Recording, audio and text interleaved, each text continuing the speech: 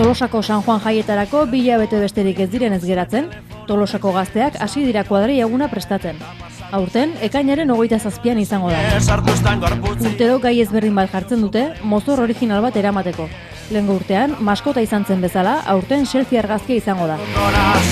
Egun honetan, selfie originalena bilatzea izango da helburua. Horregatik, gai hau oinarri hartuta, martxan da dagoeneko kartel lehiaketa. Antolatzaileek deialdi luzatzen diete herritarrei beraien proposamenak bidaltzeko.